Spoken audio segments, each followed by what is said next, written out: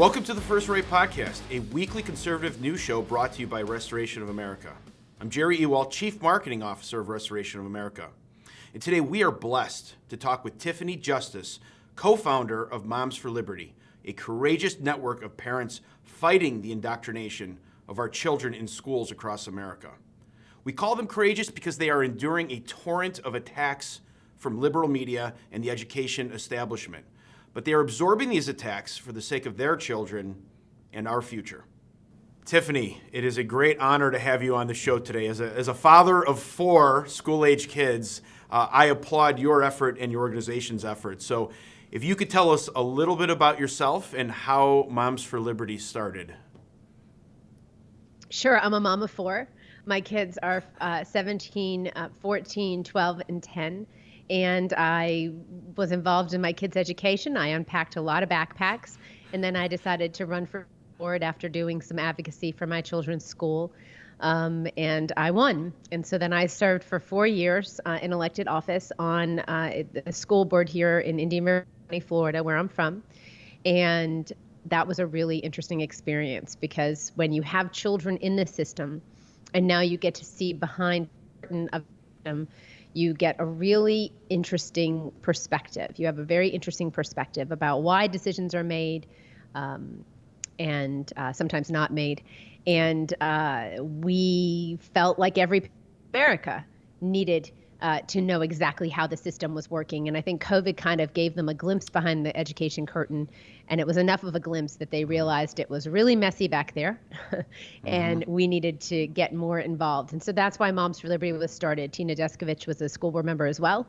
And we didn't even really know each other, honestly. We came together during COVID and really felt like, gosh, we have all these parents that are springing up that want to get involved, that want to make a difference. We believe that key to reclaiming public education is involving parents. We have work to do. Absolutely agree, right? It's amazing how much of that power seems to have transferred when we weren't paying attention, if you will. And I love how you're fighting to get that back. And so let me ask you, tell me some of the core principles of Moms for Liberty. So our mission is to unite, educate, and empower parents to defend and protect their parental rights at all levels of government. And we do that in many different ways. If you go to our website, you can see we have 6 different ways that we fight. And doing that looks different sometimes in each individual place. You know, showed us that different states had different rules and different elected officials had different authority that they held. And it was really important to hold people to their authority. If they had decision-making power, they were the ones that should be making the decisions. And unfortunately, all too often during COVID, we saw elected officials or representatives abdicating their authority to bureaucrats. So never again will the American people let that happen. America is very unique. We have representative government at that most local level of school board, and we need to make sure that we are getting good people elected to school boards so that we can direct the policies and the procedures of the districts to ensure that they align with what the parents and the children need and want.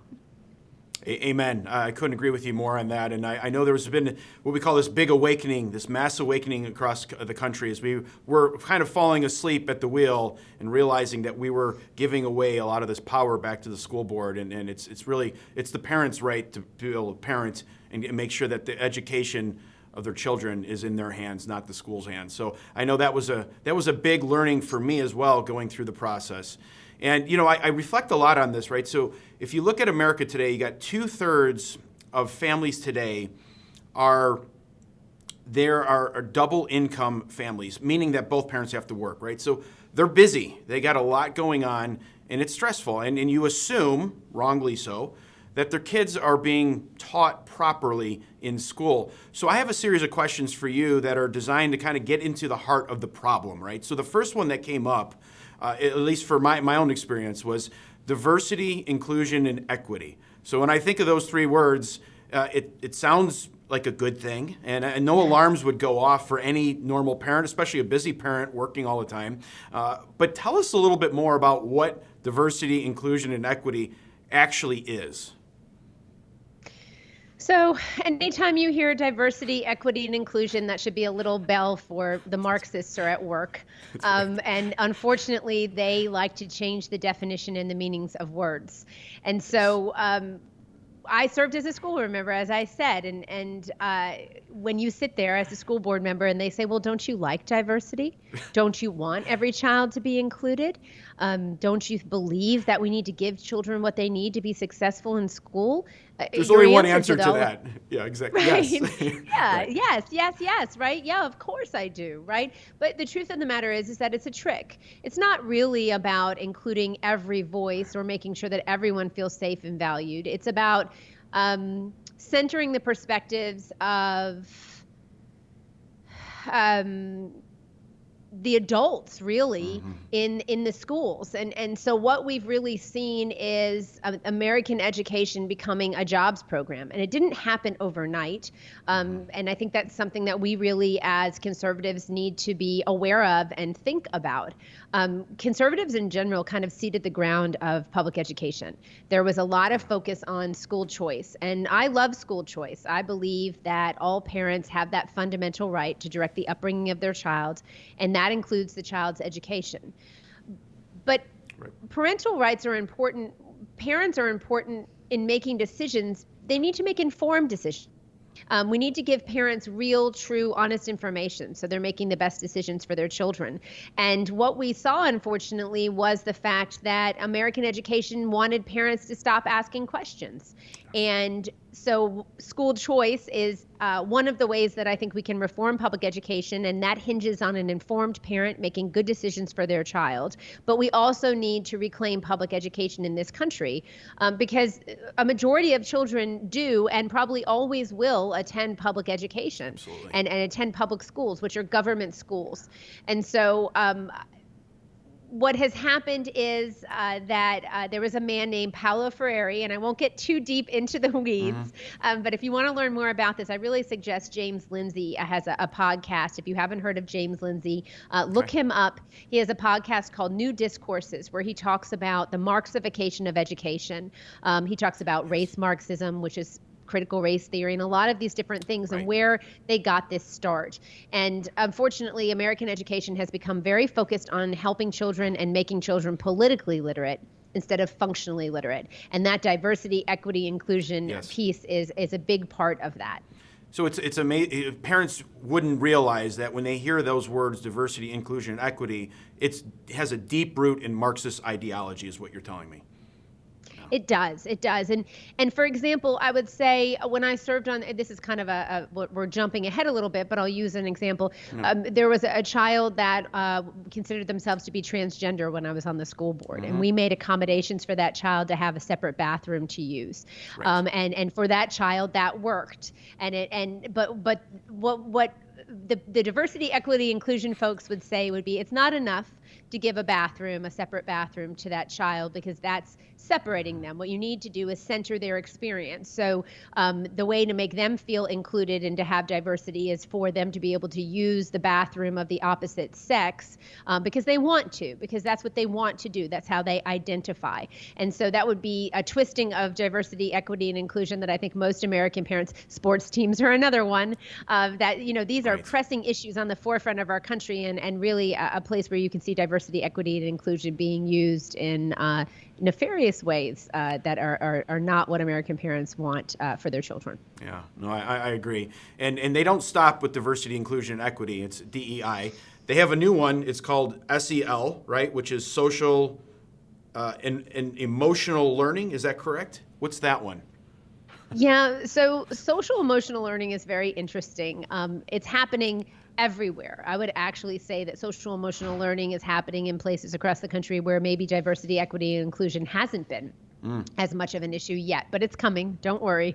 If this isn't happening in a school district near you, I promise you it is going to be happening any minute. So important to pay attention. But social emotional learning is a part of most children's educational experience in public education. And it's really a way for the educators to manage the cognitive dissonance of the children as they're being indoctrinated. So I can kind of explain that a little bit if you'd like. Yes, please do. Okay. Yeah.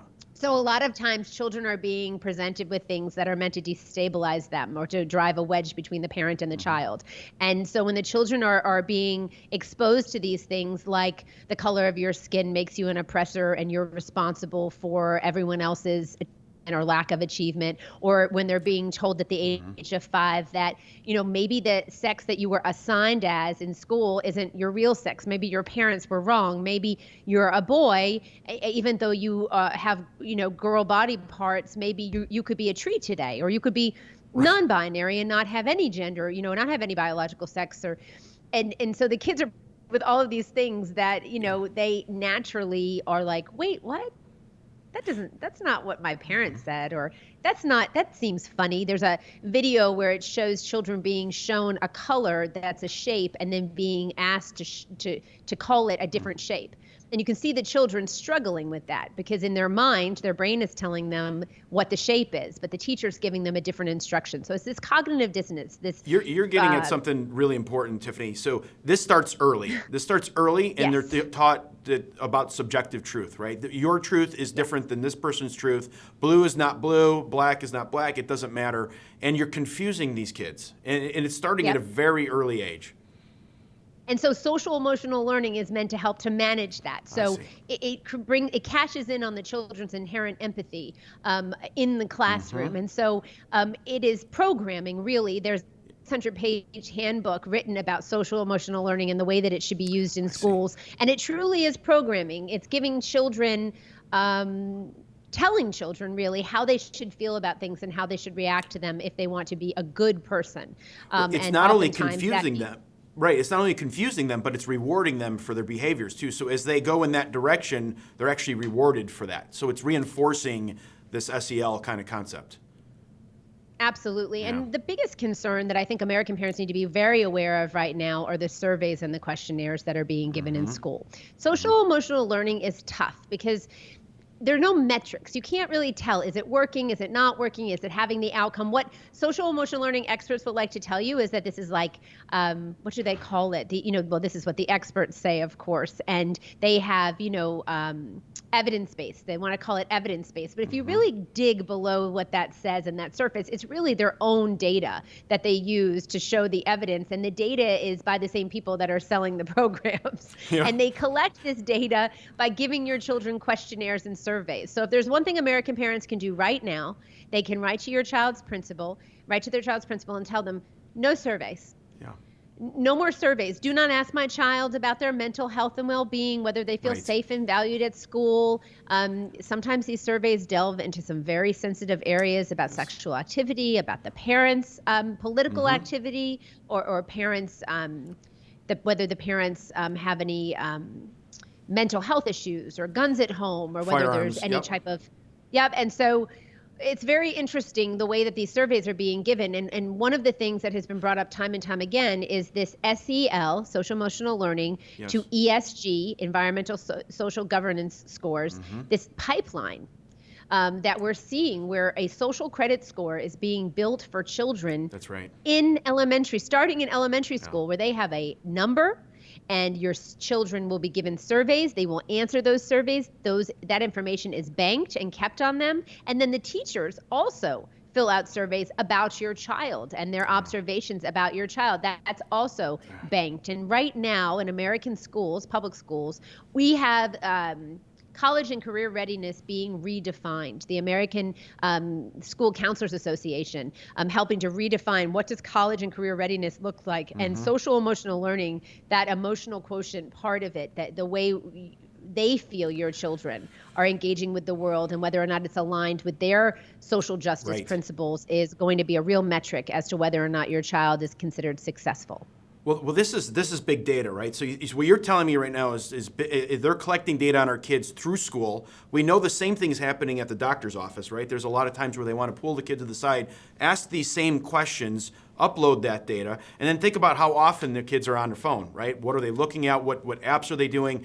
They're being tracked, is what you're telling me, and they have a whole file on them of what they believe, and then not only that, what their parents do, right, as a result. Absolutely. And the bottom line is, I think there are people who would like to be in control of this country, or may be in control right now, to be honest with you, who very much realize that they want our kids and they need our They do. kids, and they just want us out of the way. And they're doing everything they can in these schools to drive a wedge between the parent and the child. And I can't think of anything more than saying to a kindergartner that your parents might be wrong about something that seems very basic and fundamental to them. Well, this is Marxist ideology again, right? They want your kids. They absolutely do. And we learned that 2021, when COVID hit, that was when the awakening started. So we got a battle ahead of us. And again, there's a lot of work to do. But I'm glad you're bringing this stuff up and exposing it so that everyone can get an understanding of what's actually happening in the schools. Because I can tell you one of the things is I go around telling parents and other people about what our kids are being exposed to. There's this feeling like I'm not really sure, is that true? Because you hear social emotional learning, you hear diversity, inclusion, and equity, you hear these great words that don't seem very threatening and they don't seem Marxist-like. So. Well, yeah, I mean, and the schools are going to tell you that you're crazy, right? And then you're going to have mainstream media and the Biden White House and the Department of Justice and Merrick Garland call you a domestic terrorist. Because how dare you question what your children are being taught in school, right? And how dare you come in front of an elected body and not just be all rainbows and butterflies, telling them what a wonderful job they're doing. I think it's important that we recognize that American public education is failing. And I don't say that lightly, and I don't take joy in saying it. But I just think about, I'm a business person. I was raised by business people. I was never involved in politics or government in any capacity. But when we look at the outcomes that you have out of public schools, and I'm not saying that schools are a business, but there are certain facets of public education and certain facets of the way that it runs that could be run more efficiently and effectively, and should be, to be honest. But the outcome piece, the fact that 2/3 of American children are not reading on grade level, that are not reading proficiently, what business leader would get to keep their job if 2/3 of your products failed, right? Or 2/3 of your customers were unhappy with the service? Would you get more money? Would people want to invest with you? Right. And so in American public education, though, that's what's happening. We have a failure. The teachers unions, I like to call them the K-12 cartel, because that's what they are, are milking the government and taxpayers for more and more money, because they say if they just had more money, they could do the job at hand. And that's baloney. Moms for Liberty is saying, maybe if you focused on actually doing the job that American parents want, giving children practicable skills, teaching our children to be functionally literate instead of politically literate, then perhaps we would be a little bit more interested in working with you. But since you seem to care about adults more than kids, and American education has become really, I think, a jobs program right now. I think that's what it is. Public education, it's time to take the wheel, and that's what they're doing all over the country. That's right. Yeah, and it actually gets a little worse. It gets a little worse after that, because what we're learning is these types of programs that we just talked about, diversity, inclusion, equity, social emotional learning, going into critical race theory, gender, some of the gender indoctrination, the social justice, you have to carve out time in the school day to do that. There's only so many hours a day of instruction time that a teacher has. So you have like your traditional English, literature, math, science, social studies. That has to kind of get squeezed and take a little bit of a back seat to some of these initiatives. So not only are your kids learning these Marxist ideologies, that they're being pushed to do that, but they're learning less and less of the core curriculum that you and I went through as kids. That's true, but I think it's also important to recognize it's actually it's a little bit worse than that. It's a little bit more devious, because what they're doing is they're saying they're teaching English language arts, but they're really teaching Marxist philosophy.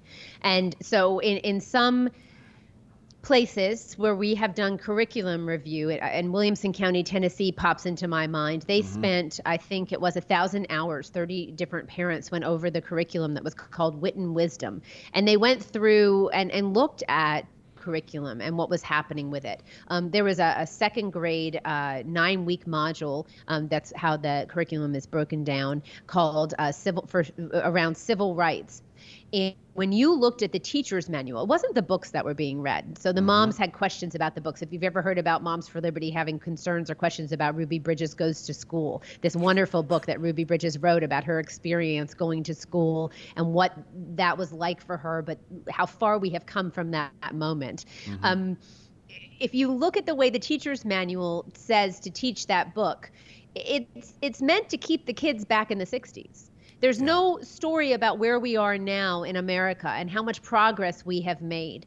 It's all about making children feel ashamed to be who they are, about dividing children based on immutable characteristics, and really about teaching kids that America's a bad country that needs to be torn down, broken down, and rebuilt because it has no redemptive qualities, that we have an original sin of slavery that can never be, we can never move past. And that is what's being taught in American public schools right now. If anybody thinks we beat CRT, they'd be wrong. It is there, it is active, it is in American public schools, and it's very.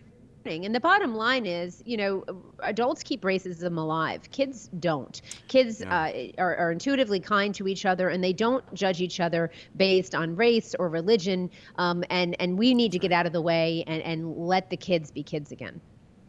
Yeah, Tiffany, so look, hope is not lost, right? So Moms for Liberty has done some great work. Can you share some of these successes? Because I want people to know that people like your organizations, and there's others out there, a lot of people are standing up and doing something about this. So tell me some of the successes that you guys have been having.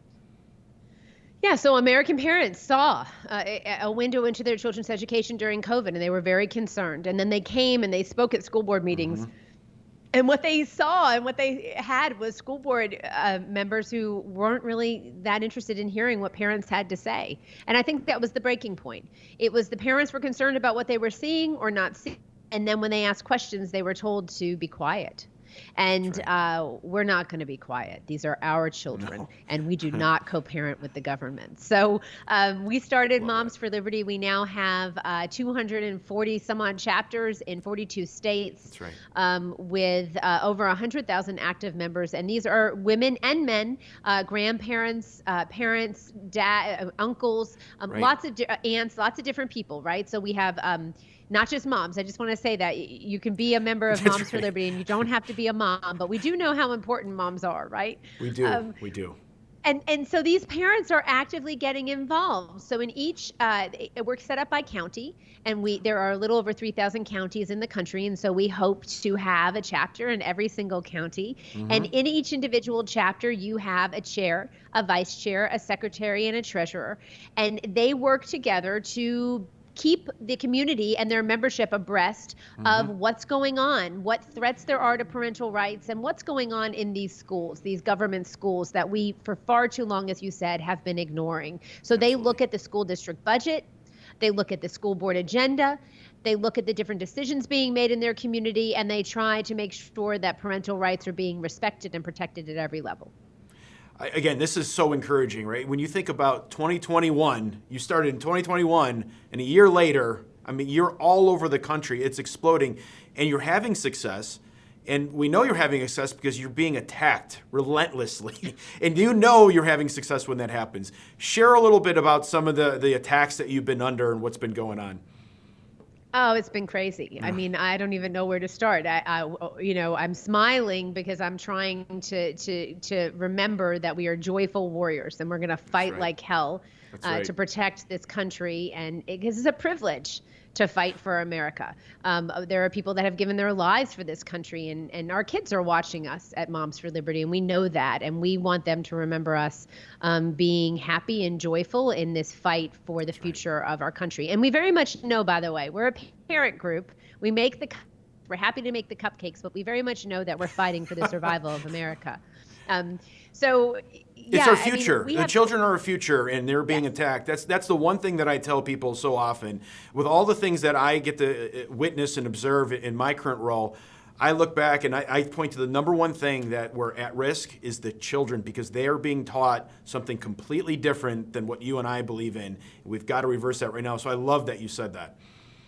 Yeah, American parents shouldn't be worried that every time they send their child to school that the teaching in the school is antithetical to the teaching in the home. And on some of these areas where we are so divided, I think it's time for us to recognize that we need to redraw that boundary between school and home.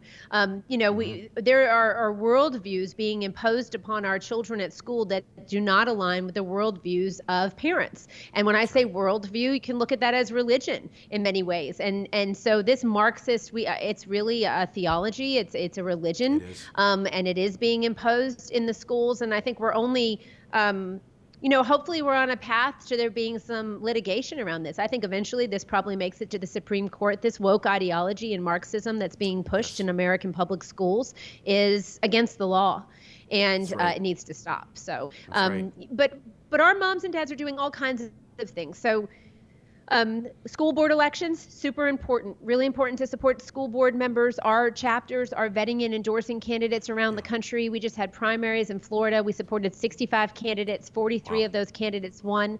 With 14 going on to the general for a runoff. So it's exciting.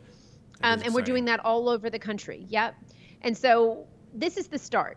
The start is getting involved locally at the most direct level where you can impact change regarding your child's education. But who knows where we go from here? What does America look like in 4 years with an entirely new political class involved, right? People that love their country, love their family, never thought they would ever get involved in politics or government, but all of a sudden recognize that they need to. And I think this is just the start of something really beautiful happening in America, a new revolution. And it's a parent revolution. We're going to take our country back. You're right on with that. It's coming, and you can see people awakening and seeing what's going on and standing up. So I couldn't agree with you more. Tiffany, how do people get involved with Moms for Liberty? So we would love if people want to join chapters or start chapters. That's an important part of the work that we do is unifying people and creating a sense of camaraderie in this work. Sometimes it can feel very lonely, but I promise you, you are not alone if you are concerned about the future of our country. Go to momsforliberty.org. There's a big map there. You can click on the state you live in, and you'll be able to see what chapters we have in your state. You can click to start a chapter, or you can click to join one that exists. If you click to start a chapter, you'll begin a process where you'll go through some interviews and things, and we'll help you to get a chapter started in your area. And I promise, it's really remarkable when you stand up and you hold that torch and you ask others to join you, and you start making positive family first decisions in your community. It's really a wonderful thing. Yeah, well, Tiffany, this has been really informative, and not only informative, but inspiring, because people need to know that there is hope out there. We are making a difference, and things are changing, but we need more and more people involved, and I think you're doing that in your whole organization. So we want to thank you for joining the show today. Thank you. Just one last thing. If you want to sign the parent pledge, go to momsforliberty.org/pledge. We have a pledge there for candidates and elected officials. If you want to show the people in your community where you stand on this issue of fundamental parental rights, take that pledge and make sure everyone in your community knows that you took it, so there's no question that you stand for parents and families. Will do. Yeah, thanks for that last bit of information. We'll definitely be pushing that out and making sure people sign that. So thank you. Thank you. All right, well, that's our show for today. Thank you so much for tuning in and supporting conservative media. Don't ever forget that by working together and staying diligent, we conservatives can bring our country back to true greatness. Until next week, let's all keep praying that God will continue to bless America. First Right, a new kind of news summary without the liberal slant. Every morning, in your inbox, always free. Subscribe by texting First Right to 30161. That's First Right, all caps, one word, to 30161.